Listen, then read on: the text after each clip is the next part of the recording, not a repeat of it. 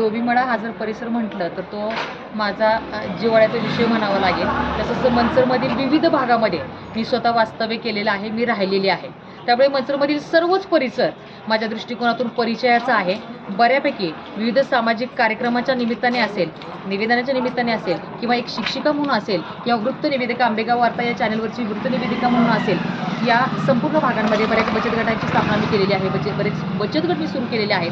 महिला भगिनींसाठी व्यवसाय मार्गदर्शन कार्यशाळांचं आयोजन केलेलं आहे आणि त्या कार्यशाळांमध्ये, त्या बचत गटांमध्ये संपूर्ण मंचरमधील महिला भगिनी आहेत.